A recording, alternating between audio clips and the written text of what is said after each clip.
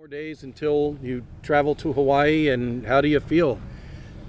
I tell you the same thing every time. I mean, as good as you can feel being in practice. We're as healthy as we've ever been, going into a first game. And, we're going to stick to our plan and, next couple of days of practice. And, we've still got a couple more days of practice. Fortunately, we were able to see Hawaii play this week, so kind of get an idea of what kind of team they are. And we just head to Hawaii and see what happens. Well, and I think, obviously Hawaii opened some eyes with their performance against Colorado State, but I have a feeling, having played them before, and the last time you went out there you lost, you were never overlooking this team. It's never, not like you were saying, oh, Hawaii, we're not worried about them. No. I mean, I know that's my alma mater, so I know how much pride, those people have there, the kids, the coaches, what kind of coaches they have. And it doesn't surprise me that Coach Rolovich has, got their team off to a good start. And we're the Naval Academy. I mean, who are we to overlook anybody? Right. It's not like we're Alabama or anybody. Well, you are changing some things from the last time you went. I think the last time that you went out there, you flew on a Tuesday, had the team out there a little bit longer, maybe to get acclimated. This time you've chosen to do Thursday. Any general thoughts on why you decided to do that? Most of it was Thanksgiving. Last time was Thanksgiving. Yeah, so it was a totally different deal. And this is the beginning of the season, so it's just where it falls in the calendar is just totally different. I think the last time you took the whole team for a plate dinner, just let them see some culture of Hawaii. I have a feeling that with a tighter schedule, maybe that ain't happening this time. No, we'll, not like we're going to travel around the island, do certain things, but we'll eat, certain foods but not, traveling different places. They'll come to us. Because it's a tight window. Right. For you personally, I mean, this may be the last time Navy plays Hawaii for a while, certainly in Hawaii. What does this game mean to you? Have you thought about that this may be the last time you play at Hawaii for a while? Well, it always means a lot to go back to Aloha Stadium. A lot of great memories. I got a son on that staff. It's my alma mater. But this isn't about me. It's about our players, about our team. And so just trying to make sure that we're ready. I did a bad job of getting us ready last time, and I got to make sure that doesn't happen again. And in terms of health, I mean, knock on wood, we talked about this, but you came through this camp about as healthy as you have in a long while, wouldn't you say? Yeah, a lot of it is by design, the way we practice, recognizing that we got 13 regular season games. We're hoping to play more. That's always the goal. But it's going to be a long season, and started off with traveling, halfway around the world to Hawaii. And so we just got to be ready. Just got to be ready, and that's a part of the way we designed our camp and everything. One oddball thing that they showed and didn't end up doing it because of a penalty, but two punters. Have you heard of that before, and what is the point of that? I don't know. I was kind of hoping they one of the penalties because you kind of see, but they got guys that can, kick with their left foot.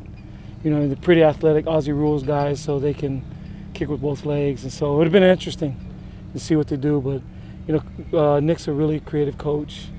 And, that was pretty interesting. We just got to be prepared for it. Or do you think they could possibly do it against you? Oh, we got to get ready for it. I don't know, but we'll be ready for it. All right, well, new depth has come out, which obviously we're in game week, so it's a little more narrowed down.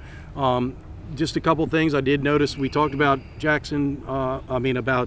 Perkins. Yeah. And he got on the depth chart. He showed you some things, and that's a guy that's new on the depth chart. Yeah. He's each day he gets better. He needs to keep working. He's getting stronger. He's getting better in the weight room. He runs, and the thing that he has is just effort. He runs to the ball. He tries hard. He's just really tenacious, and he's earned a spot because of that. Right. And then obviously we knew that Jarvis was going to be the starting on one end. The other looks like it's going to be Webb. What did Webb do to beat that? Because I thought that was some good competition. I think you had Edwards over there, and Bill Lobos was there. Hayward. There's been a bunch guys fighting it out. Webb could be a really good player when if he keeps focused and he keeps working hard. He could be kind of the surprise guy of the season if he'll do that. So he's a real good pass rusher. He's big, strong. He's gotten a lot better at playing a run. So we're looking for big things from him. And then obviously Diego as a freshman as a backup behind Cromartie at Raider. First game, are you any apprehension about putting a freshman out there? No. You think this kid can play? Yeah, I think he can play, and you know, you got to go with what you see. You know, he's done well all camp. Hopefully, he can get some rest. You know, he's still got a little bit of plebe legs, but each day, again, he looks a little stronger. You know, so we just need to. You know, hopefully he can get off his feet and recoup. But he's done a great job. You know, he's still learning, still young, but he tries hard. He knows pretty much where to go. So by the time we get out there, hopefully he knows everything we're doing. Inside, I mean, I get a feeling that Sullivan and Heflin will get a large amount of the reps. Do you try to do a third guy that plays both positions, or do you sense that you'll use two other guys to relieve them? We use two, and there's a third probably.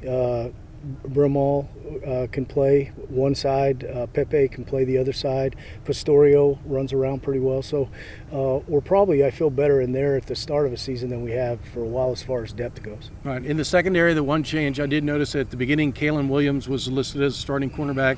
It's now Micah Farrar. What did Micah Farrar do to get a starting job? Just it was playing better. I mean, you have to go again on what you see, and what we were seeing was him playing better. Kalen will still probably play. There's a bunch of those corners will roll, so they'll get a chance during the game to see who can really play. And also back there, a lot of freshmen. It looks like Mikey McMorris, Kevin Brennan. Looks like you're going to travel a few freshmen in the secondary. Do you feel good about throwing those guys in there? Most of those guys will be on special teams. Mikey McMorris he's done a phenomenal job. So he's probably ahead knowledge-wise of where some of the others are. Safety position's a lot harder to learn. So Brennan and Mitch West are more special team guys. They'll probably play special teams. They're both going to be good players, but there's a lot more to learn back there than some of the other places. Right. Now, with regard to Hawaii, I mean, obviously on Saturday night we saw that they got some athletes on offense. What was your take on what you saw? I haven't slept since I watched the game. No, they're phenomenal. The quarterback did a tremendous job. He's got a great arm. He can run. You know, so he's a threat within himself. The bird can fly, runs great routes. Ursa, I think's how you say his name, is a really good player. I mean, as far as I could see, they got two backs, both totally different than the other one. One's big, 250. The other one is, you know, has some speed and some moves. So we got our work cut out for you. Good offensive line. They know what they're doing. They're well coached. It looked like to me they played a really clean game. Not a lot of mistakes. Played with some enthusiasm. So we're going to face a really good offense. Is it run and shoot as you know it? I mean, I don't know the last time you played a run and shoot team, a true run and shoot, but what does it look like to you?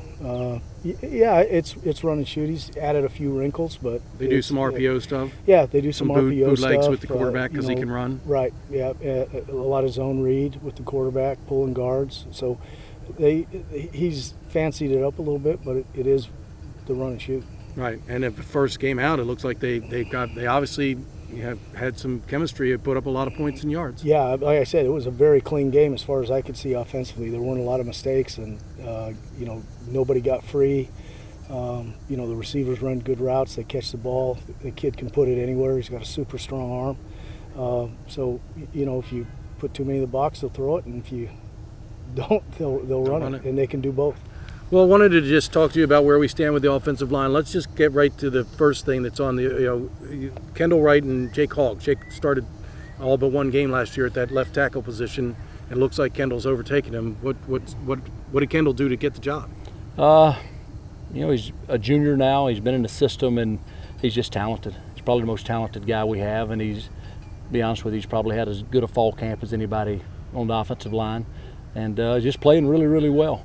That being said, not only Jake's not playing poorly, and I think Jake's got a chance to be a better football player this fall than he was last year, and we plan to play both of them. We plan to play both of them a lot, and I think they could maybe split reps. And hopefully we can do that at a few other positions. We've got as much depth and experience and age as we've had in a long time. So if Jake, I mean, being a guy that was a starter, do you think he would relieve, if you ever had to take Wood out on the other side, are you going to ask him to cross-train, play both left and right? The guy that's played both is Kendall. Right. Because Jake's always played left, so we've kind of left him alone. So Kendall can play both, but we also have a senior, Adam Mimosa, who's been in the program for a long time, who plays right tackle, is actually doing some good things too. So I think he could play some reps as well. Right. What and then with the interior, I mean, you had some turnover there. Higgins is going to move into center. First of all, how's he doing? He's a guy that came from tackle. Right, he's doing great. Again, probably skill-wise, probably as talented kid as we've had there, probably in a long time, if maybe ever up front. Not the biggest guy in the world, but great mentality, great athleticism. He's kind of the vocal leader of the unit, so he's doing a great job. We have Brian Barrett behind him, who's a senior, is a big kid, who's actually having, probably playing his best football of his career as well too. So maybe if you went against an odd front, you might, or an even whatever it is, the one where Air Force type defense, right, you might use a Barrett because he's a bigger guy. Maybe we'll see. We'll see how Ford does. Right. Obviously, we want to see what he does against bigger guys, but I know this: he's going to compete. He's going to work hard. He's going to use athleticism. But again, I could see both of those guys playing in his first game as well. Right, now the battle at I guess would be left guard with Forney and Njiki, Laurent and Njiki. They're even, right? They are. Both started games last year. Laurent started the Tulane game. Forney played some games, started some games later in the year. I think he might have started the bowl game against Virginia. He did, without a doubt, and played really well too. Laurent's had a great camp. Again, brings the mentality, the toughness about that young man that we really like. Probably going into the first game, he probably has the lead a little bit, but we hadn't got there yet. But Forney's doing some great things, and again, I expect both of those guys to play a lot of football for us as well. What about the other guard spot? It looks like Gazelle, kind of be Satchel would be the other guy. So Gazelle and Satchel, two seniors, and Chris is a talented kid. He's just always been injured here. He had a surgery last off season that basically kind of held him out last season. Mm-hmm. And this spring was the first time he's really been healthy. Is having a great summer. Is doing a great job. Satchel's played a lot of football here. So I think both of those guys will play. So again, I think we have as much experience, as much depth, as much athleticism from 1 to 10 as we've ever had, and we're going to play them. Right.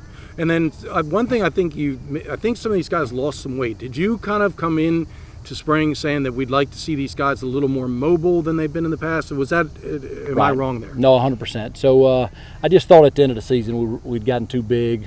We weren't moving. We weren't playing maybe the way we would like to play. So we've lost a lot of weight as a unit, and I think it showed in practice. Now, hopefully, it shows in the game.